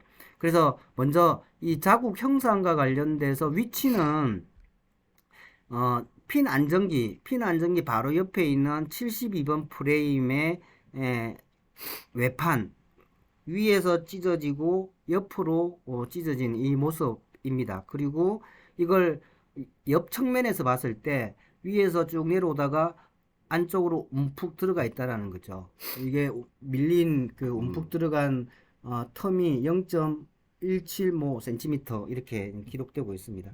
그래서 이걸 이제 실제 세월호가 바로 세워졌을 때 그 상태를 다시 한번 보면서 설명을 드리겠습니다. 세월호는 잘 아시겠지만 2018년 5월 18일 날 바로 세워졌죠. 그리고 세월호를 인양하기 위해서 이 수평빔이 33개가 있었습니다. 그래서 여기 핀 안정기 이 부위에 이 수평 빔이 이렇게 있는 거죠. 그러니까 원래는 바닥에 있었는데 바로 90도로 바로 세우니까 이제 세워지게 되는 모습이고요. 기둥이 돼버린 네, 기둥이 돼버린 거고요. 그래서 지금 변형이 있는 모습이 수평빔이 있었을 때는 잘 안 보여요. 여기에 조금 찢어진 부분만 보이고, 그리고 수평빔과 외판 사이에 보면 이렇게 찢어진 모습들이 있잖아요. 이걸 이제 수평빔을 제거하게 되면 나타나는 모습이 오른쪽에 있는 사진입니다. 즉 여기 수평빔이 있었을 때 위에서 아래로 찢어진 부분이 있고요. 오른쪽에는 위에서 아래로 찢어진 부분도 있지만 옆으로 지금 옆으로 찢어진 부분이 위에도 있고 아래도 있고요. 그리고 이 부위가 움푹 들어가 있다는 거죠. 즉 수평빔이 평평하기 때문에 수평빔 안쪽에 이런 현상이 나타날 도저히 불가능하다. 그렇기 때문에 이것은 세월호 사고 당시에 어떤 잠수함이 옆 측면을 핀 안정기 부위에 추돌할 때 가져온 외판 변형이다. 이렇게 이제 그 잠수함 추돌설 입장에서는 설명을 하는 거죠. 그러니까 이 부분과 관련돼서는 종합 보고서에는 없지만 제가 잠시 좀 설명을 드리려고 합니다. 예, 요 사진은 이 수평빔을 바깥에서 봤을 때 아무것도 없잖아요. 이게 수평빔이 8개가 남겨져 있는 상태입니다. 이 시점이 제 기억으로는 5월 23일 정도 됩니다. 왜냐하면 5월 10일 날 바로 세우고 난 다음에 수평빔을 하나씩 그 제거하기 시작했는데 안전점검과 이렇게 연동시키면서 상당한 시간을 두고 수평빔을 제거했습니다. 그래서 아마 이 시점은 5월 23일 핀 안정기 주변에 수평빔이 8개 정도 남아있는 상태입니다. 그래서 수평빔을 제거한 안쪽 면이 어떤가에 대해서 오른쪽 사진입니다. 여기 십자형 세기 모양이 있는데요. 이 세기 모양이 굉장히 이게 깡칠로 되어 있습니다. 그리고 오른쪽에 보면 그 수평빔 안쪽 면에 나무 판때기가 계속 이렇게 부착되어 있어요. 나중에 다음에 제가 설명을 드리겠지만 이런 세기 모양과 이 나무 판때기를 설치한 부분에 대해서는 우리 소장님이 좀 설명해 주시죠. 이건 처음으로 시도해본 그 공법이었잖아요. 인양을 할 때. 보통 인양을 할 때는 세워가지고 인양을 하는데 눕혀서 인양을 하잖아요. 근데 이제 눕혀서 인양하니까 찢어진다 우리가 가족들이. 그러니까 그러면 방법을 강구하겠다 해서 그때 상하이 셀비에서 들어왔던 그 방법이 뭐냐면 이 리프팅 빔 위에다 세월호를 올려놓고 리프팅 빔을 들면 그리고 손상이 많이 가지 않을 거다 이렇게 했거든요. 근데 이제 우선 선수 들기 하면서 리프팅 빔을 먼저 넣어요. 그러고 나서 이게 후미 들기를 안 하고 바로 리프팅 빔을 넣기로 했는데 세월호가 점점 처지니까 이게 기간이 상당히 오래 걸렸어요. 리프팅 빔이 다 들어갈 때까지. 근데 그때 우리가 이제 우려스러운 거예요. 왜냐면 땅에 그냥 박혀 있을 때는 세월호가 움직여도 되게 조금 움직일 텐데 떠 있잖아요. 그리고 쇠와 쇠가 만나 있단 말이에요. 그러면 세월호가 미끄러질 거다. 움직이고 미끄러질 거기 때문에 이거 어떻게 할 거냐 했더니 해수부에서 당시 나왔던 얘기가 뭐냐면 해수부에서 담당 공무원이 어떻게 얘기했냐면 지금 상하이 셀비지하고 지금 논의한 끝에 그러면 세월호와 그 리프팅빔 사이에 쐐기를 박아 놓겠다. 그러면 움직이지 않을 거 아니냐. 이 방법밖에 없다. 솔직히 지금 물속에 있기 때문에 자기들은 어떻게 할 수 있는 방법은 없고 그 방법이 유일한 방법이다 해가지고 그러면 그 당시에는 세월호가 그러니까 조류에 휩쓸려서 리프팅빔 밖으로 떨어져 버린다면 더 큰 파괴가 되고 더 찢어져 버리잖아요. 그래서 그러면 그렇게라도 해라 했거든요. 그게 그 쐐기가 이거예요. 나무판과 이 쐐기. 그래서 저 왼쪽에 보시면은 이게 나무 판때기가 보이잖아요. 그리고 오른쪽에 세기가 있는데 이 세기가 요 수평빔 한 개만 있는 게 아니라 33개의 수평빔에 이 세기가 끝단과 하단에 있다라는 겁니다. 그래서 다음에 이 부분에 대해서는 잠수함 추돌설을 반박할 때 그때 상세히 좀 설명을 드리도록 하겠습니다. 다시 말씀을 드리면 요 세기 모형이 여기에 올라와 있기 때문에 외판을 움푹 들어가게 할 수 있다. 그런 걸 설명을 드리고 싶은 것입니다. 그래서 결국 외력 진상규명국은 잠수함 추돌설에 의한 침몰 가능성이 상당히 높다. 이런 조사 결과를 내놓은 것이고, 그것에 대해서 대한조선 학회의 입장이 있는데, 그 논거를 4가지를 그 종합보고서에서는 설명하고 있습니다. 첫 번째는 사참위는 핀 안정기가 해저 지반에 관입된 상태에서 회전을 고려하지 않았다. 이 무슨 말이냐면, 해저 지반에 박힐 때의 하중을 그 힘의 크기를 70톤으로 봤는데, 해저에 관입된 상태에서 이동할 때까지 전체적으로 고려해서 70톤의 어떤 하중을 했지만, 그 박혀 있는 상태에서 조류의 힘에 의해서 세월호가 수평빔을 마치 지렛대의 어떤 그 중심축으로 해서 돌아갈 수 있었을 때 핀 안정기가 돌아갈 수 있는 이 회전력을 고려하지 않았다. 그런 뜻입니다. 그리고 좀 전문적인 부분이라서 그냥 제가 종합 보고서에 써놓은 내용 그대로 이렇게 한번 읽어보겠습니다. 핀 안정기를 탄소 성체로 보지 않고 강체로 보았기 때문에 핀 안정기의 굽힘 변형을 유발하는 하중과 과회전을 유발하는 회전력을 제대로 산정하지 못했다. 그러니까 제가 요걸 이해를 하면, 그러니까 탄성체와 소성체가 있는데, 탄성체는 강체로 본다라는 뜻이고, 깡철 같은 경우에 잘 안 굽혀지잖아요. 그다음에 그 소성체라는 것은 뭐냐면, 우리 도자기를 만들 때 그걸 소성 변형이라고 하거든요. 그러니까 도자기의 흙을 그냥 한번 이렇게 으깨면 원래 상태로 돌아오지 않잖아요. 그래서 그런 변형을 소성 변형이라고 하는데, 핀 안정기를 강체로 보지 말고 탄소 성체로 봐서 변형을 유발하는 하중을 도출해야 되는데 그러지 않았다. 이런 그러니까 하중에 산정하는 방식에 대한 어떤 반박이고요. 그 다음에 경락고 변형 같은 경우에 모사한 컴퓨터 시뮬레이션이라는 것은 손상 원인을 분석하는 방법이 아니다. 이런 어떤 반박을 한 것이고, 그 다음에 마지막으로 세월호 인연 과정에서 선체 변형과 손상이 집중적으로 있었을 가능성이 큰데 그것에 대해서 검증을 하거나 확인을 하지 않았다. 그래서 조사 방법의 문제와 조사 해야 될 내용을 불충분하게 했다. 이런 측면의 어떤 반박이라고 할 수 있습니다. 이 부분에 대해서는 조금 말씀 좀 첨언을 드리면 뭐냐면, 저희 연구원분님들은 저희가 한번 방송을 했었죠. 수중 영상. 세월호 그러니까 2014년 당시에 수중에 있는 수중 영상을 보시면 세월호가 이렇게 막 어디 상처 나거나 그러진 않았거든요. 그 바닥면이. 근데 이제 올라와서 봤을 때는 완전히 그 영상과 확연하게 손상이 많이 돼 있었어요. 그래가지고 인양 당시에 선체 변형과 손상이 집중적으로 왔을 가능성이 큰데 그거를 검증하거나 확인하지 않았다. 이런 대한조선학회의 견해인 거죠. 네, 다음 넘어가겠습니다.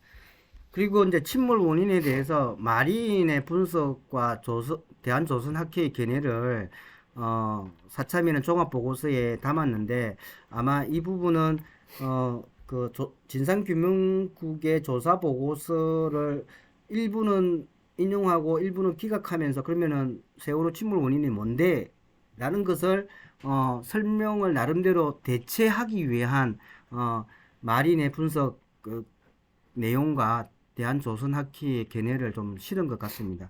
이거는 어떤 측면에서 보면 사참위 위원회의 회피 수단이면서 또 한편으로는 우리가 명시적이진 않지만 마린의 분석과 대한조선학회의 견해라고 할 수도 있어. 그러니까 애매모호한 입장을 어찌 보면 무책임한 거죠. 그런 거라고 볼 수 있고, 요 네덜란드 마린 해양 연구소의 어떤 그 최종적인 결론과 보고서 요약을 하기 전에 마린에서 자유항주 모형 실험에 관련된 내용을 조금 영상을 통해서 보도록 하겠습니다. 아마 뭐 뉴스를 통해서 많이 봤을 텐데 이 영상은 작년에 네덜란드에서 세월호 전시회를 네. 마린의 자유항주 모형 실험의 어떤 걸 갖고 전시를 했는데요. 그 전시의 영상을 제가 조금 편집을 해서 보여주고자 합니다. Yes, my name is Henk van der Boom. I'm a naval architect. I graduated from Delft University and I joined Marine in 1980. And I worked in different positions for more than 42 years. Sable actually was in our news, so I think it was in the 8 o'clock news, maybe even earlier that day. Certainly a ferry disaster, you need to think of the people on board. Because you know that ferries have a large number of people on board. Marine is open to any investigation, any research project. So we are certainly keen also to contribute to society when it comes to let's say, preventing this type of disasters and knowing the actual cause of this type of disasters, because this is, on one hand, justice for society, and on the other hand, the way how we can improve our shipbuilding technology. We have been involved in model testing for 90 years, so we understand that making a scale model of a ship not exactly a reality, it's still a model of reality. Of course, we try to model all the important aspects.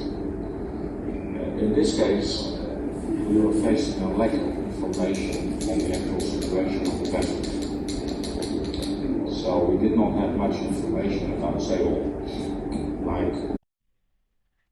네, 뭐 자유항주. 시원하네요. 저 행카 아저씨 목소리 들으니까. 행카 아저씨요? 네, 오랜만에 들으니까.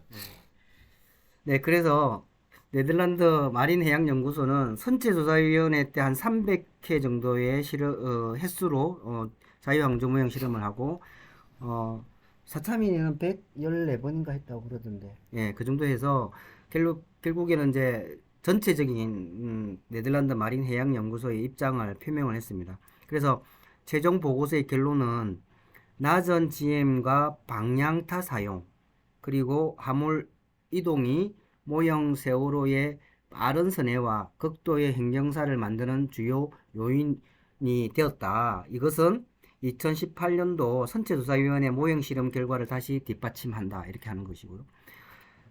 그 다음에 잠수함 추돌설 관련돼서 외력 자체의 정확한 성격과 동력학에 관한 명확한 가설이 만들어지지 않는 상태에서는 가설적인 외력을 적정하게 평가할 수 없다. 어떻게 보면 이 굉장히 모멸적인 저는 결론을 언급했다라고 생각을 하는데, 선체조사위원회 때는 나름대로는 적극적으로 좀 도와주다가 사참위 때는 좀 이런 부분을 좀 굉장히 조금 야멸찬 내용을 좀 넣은 것 같아요. 그런 결론을 도출하기 위해서 최종 보고서에서 우리가 읽어야 될 내용은 대략 한 네 가지 내지 5가지 정도 된다고 보면 될 것 같습니다. 첫 번째, GM이 낮다면 그만큼 배가 선회하는 동안 최대 행경사 각도가 커지고 행경사 속도가 커진다. 두 번째, 방향타 각도를 크게 할수록 최대 행경사 각도와 선회율이 증가한다. 세 번째, 화물 이동은 배의 행경사 동력학에 영향을 주며 대부분 선체의 안정성을 훼손하는 연쇄작용을 일으킨다. 초기의 작은 불안정과 모멘트도 선박의 안정성을 훼손할 수 있으며 다시 이것이 큰 각도의 행경사를 유발할 수 있다. 이 부분은 잠수함 추돌설이 주장하는 그 논거 중에 8시 49분 31초까지 화물이동 없다. 그리고 34초부터 43초 9시 49분 43초까지의 그 소리는 화물이동이 아니고 외력이 작용하는 거다. 그래서 8시 49분 45초경에 움직이는 대량 화물 이동은 설명하기 불가능하다라는 것에 대한 네덜란드 마린의 입장인 거예요. 그러니까 즉 무슨 말이냐면 세월호가 20도 이상 기운 그 시점에 초기의 작은 불안정성과 이 모멘텀에서 일부 화물 그러니까 선박의 안정성을 훼손할 수 있고 이것이 다시 큰 각도의 행경사를 유발할 수 있다. 이런 설명인 거죠. 그 다음에 최종 보고서 요약 4번은 화물 외력 검정과 관련하여 윈치는 행경사 속도를 증가시도록 설정되었기 때문에 그 결과로 윈치가 작동하는 동안에 행경사 속도가 증가했다. 즉 진상규명국에서는 마린의 그 외력의 힘을 오른쪽 그 핀 안정기 부위에 힘을 가했을 때 세월호 기울기가 굉장히 급속하게 증가하는 것이 외력 가능성을 설명하는 거 아니냐라는 논거로 삼는 것에 대해서 네덜란드 마린 해양 연구소가 반박하는 내용인 거죠. 즉 설계 자체가 증가시키기에 설계됐기 때문에 그 행경사 증가율은 의미가 없다. 이런 굉장히 어떻게 보면 굉장히 야멸찬 네. 이거 안 실어도 되는데 실었다라는 것은 한 번 더 세기를 박는 그런 것이라고 저는 생각합니다. 그 다음에 이제 아까 조금 전에 제가 설명드린 그러니까 지금 진상규명국의 입장은 8시 49분 31초까지의 CCTV 복구 영상에 D갑판에 화물이동이 없다. 그런데 34초 이후에 소리가 끼익 하는 소리가 들렸다가 8시 49분 43초에서 48초경에 약 5초 사이에 대량 화물 이동이 있으니까 이거 외력으로밖에 설명할 수 없는 거 아니냐에 대해서 마린이 이렇게 설명하는 거예요.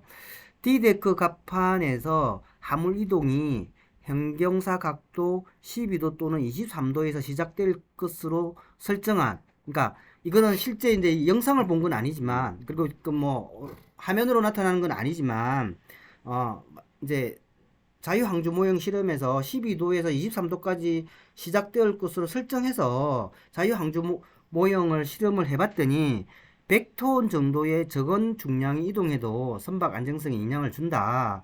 그래서 초기 화물 이동이 대량으로 일어나지 않는다 하더라도 연쇄작용을 통해 행경사 33도까지 빠르게 나아가고 대규모의 2차 화물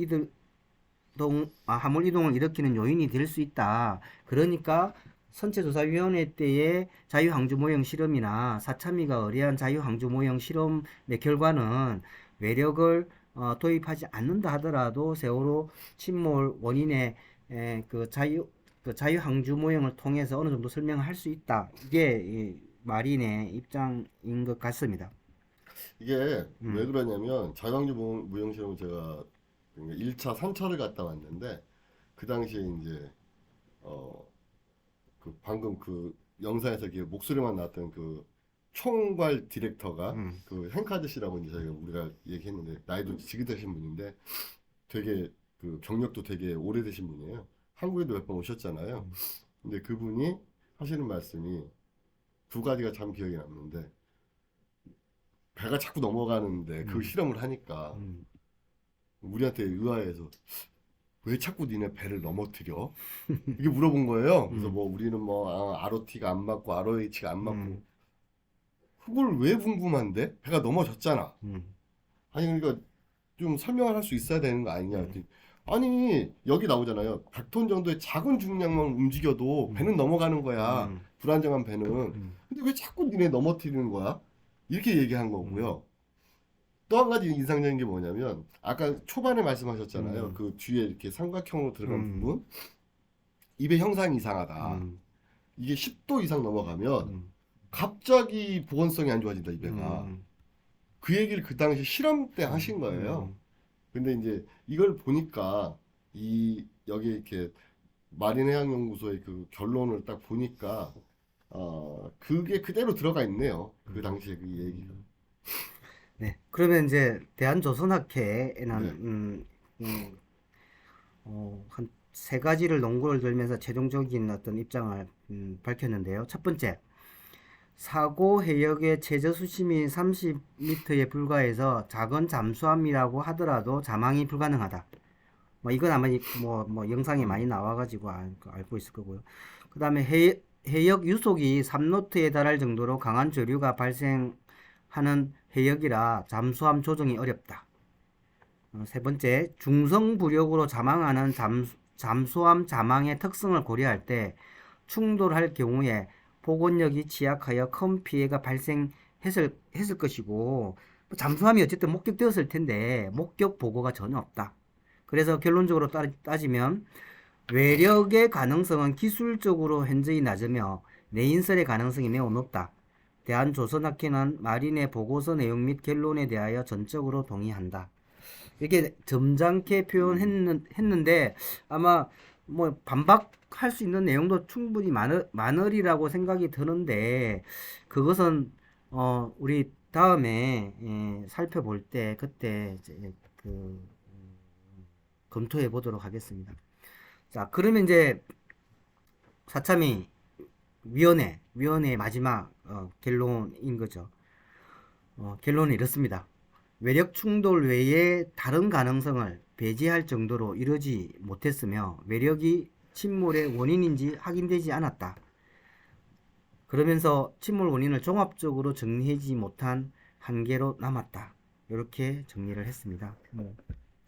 네, 이상 오늘 세월호는 어떻게 침몰했는가, 저의 입장이 아니라 사참위 종합보고서에 담겨있는 내용을 최대치로 있는 그대로를 설명하려고 했고, 그것에 대해서 이해를 돕기 위해서 일부 보충 설명을 했습니다. 아까 제가 결국에는 사참위가 설명했어야 될 우리의 질문이 네 가지가 있었잖아요. 그러니까 첫 번째, 멈추지 않고 왜 어느 쪽으로 계속 선회했는가, 이 설명 못했거든요. 그러니까 두 번째, 멈추지 않는 급격한 기울기를 왜 계속 했는가, 이 설명 못했단 말이에요. 그리고 우리 세 번째 질문이 뭐였죠? 세 번째 질문이 화물이동. 당시 그래. 선박 보고서는 어땠는지, 화물 적기 상태는 어땠나, 그다음에 수밀 관리는 어땠나.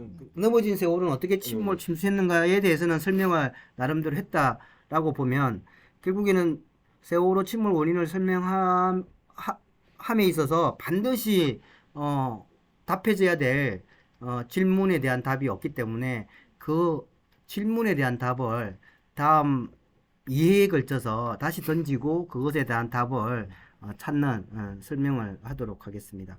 우선은 의미 있는 그래프가 두 개가 나와요. 그 보면 자, 일단 발제를 끝내고. 네, 발제는 끝냈습니다. 발제 박수. 잘하셨습니다. 수고하셨고요. 네. 자, 그 발제 중에 그 마린 연구소에서 선조위 당시에 보냈던 GZ 그래프 있잖아요. 이게 상당히 의미 있는 그래프인데, 어디 있지? 더 앞으로요. 6페이지에 있습니다. 네. 6페이지. 다음. 이게 보면 지금 이게 요걸 GZ 커버인 거죠? 네, GZ 커브. 이게 지금 그 파란색 선이 이렇게 푹 들어갔다 다시 네. 올라가잖아요. 이게 GM 값과 GZ 커브가 같이 가야 되는 거거든요. 정상적인 배는. 근데 이건 확 갑자기 죽어버려요. 이 상태가 10도 정도 되는 거. 그러면 그때 갑자기 보건력이 갑자기 안 좋아져 버리는 거죠. 그러다 갑자기 확 넘어가 버리는 거죠. 그러니까 그러니까 경사구력정에 대한 이해가 좀 없지 않았나, 사참위에서는 그런 생각이 들고요. 그다음에 이제 세월호 침몰의 재구성 중에 멈추지 않는 우회전 이 그래프 있잖아요. 이 그래프를 보시면 8시 48분 24초부터 이제 선회를 시작하는 거예요. 이게 지금.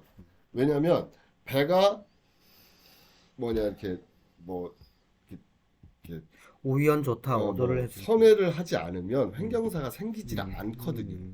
배는 선회와 횡경사는 뭐 뗄래야 뗄 수 없는 관계가 있는 거예요.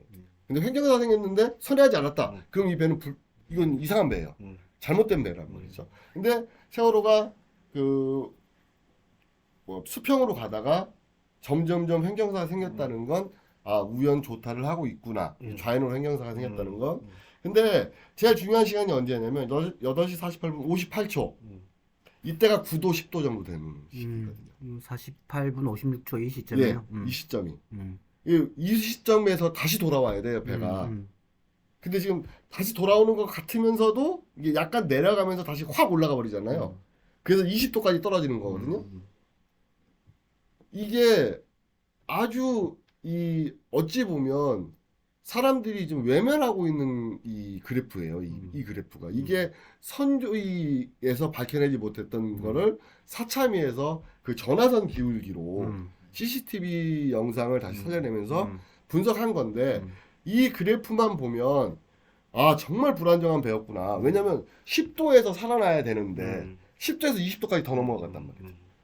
배는 20도까지 넘어지면 안 되는 거예요. 배는 20도 넘어지면 그때부터는 배가 아닌 거예요. 근데 20도 넘어지니까 그때부터는 막 뭐 화물들 쏟아지고 하면서 이게 45도 이상 넘어가 버리는 거죠.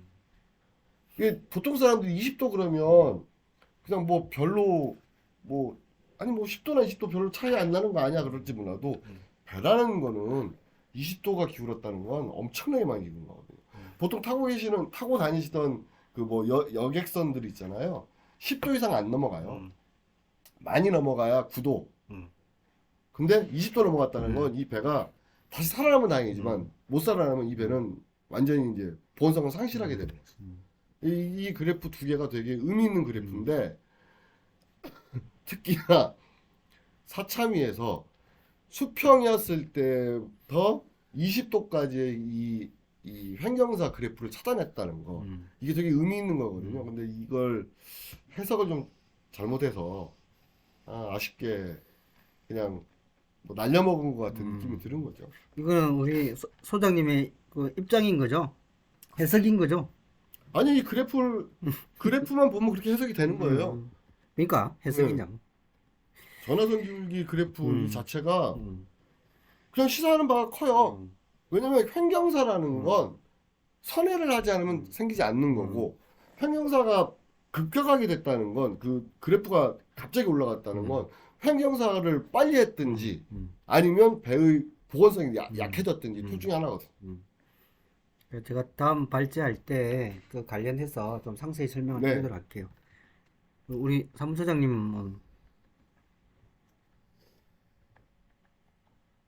걱정이 되거든. 왜?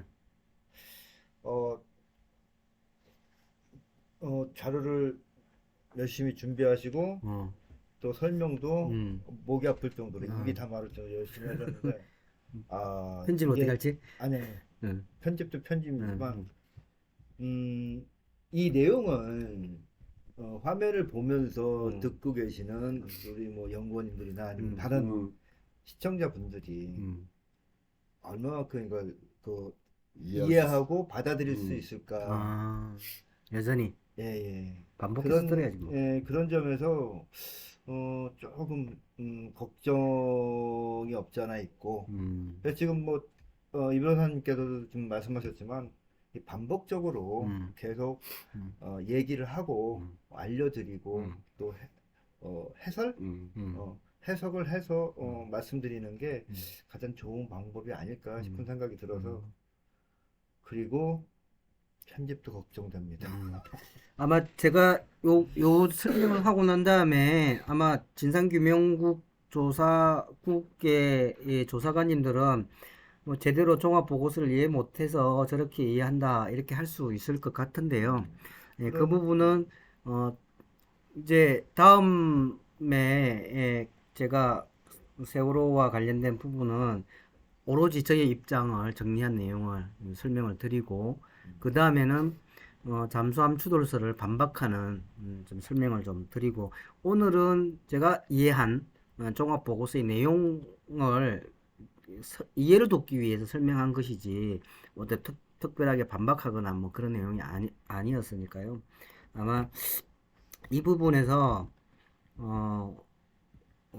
아까 외판 변형 관련된 부분에서 뭐 유튜브에 굉장히 많이 뭐 이 부분이 외력의 논거로 설명되고 있어서 다음 기회에 이 부분을 제가 충분히 설명을 드리겠습니다. 그러니까 지금 현재는 이 설명이 좀 불충분할 수 있거든요. 왜 그러냐면 외판 변형이 생긴 부분이 그게 뭐 어쨌다는 건데 이렇게 생각할 수 있는데, 안쪽에 그러면은 또 뭐 데크 스토어 그 바단이나 변형은 뭐 어떻게 설명할 거냐 이렇게 이야기할 수 있기 때문에 그 부분에 대해서는 추후에 그 상세히 좀 설명을 드리도록 하겠습니다. 다만 수평빔의 바깥에는 아무것도 없지만 수평빔 안쪽에 세기형의 그 어쨌든 깡철 같은 게 있어서 움푹 파인 현상을 일으킬 수 있었다. 그것을 5월 11일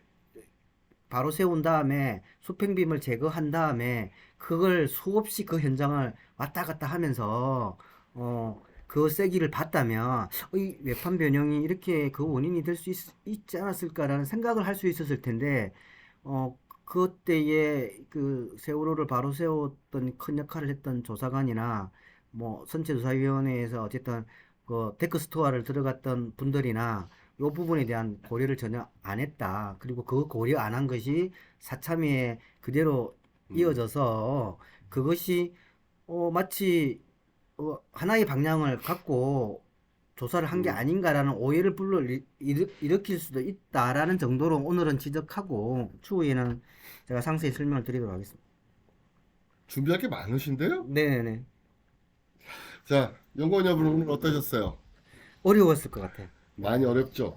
저도 쉽게 얘기 못하는 부분들이고 또 이해하기 쉽지 않은 부분들인데 그래도 좀 자세히 좀 설명하려고 노력하셨고 특히나 오늘은 이 종합보고서에 있는 내용을 중심으로 설명하려고 지금 노력하신 거거든요. 여기에 뭐 반대 의견이라든지 저희 의견을 많이 넣지 않았어요. 그 부분은 좀 유념해서 좀 들어주시고요. 마지막 멘트는 우리 성채영 하시는 거예요. 편집이 너무 어려워서 마지막 인사도 못하는 거 아니에요?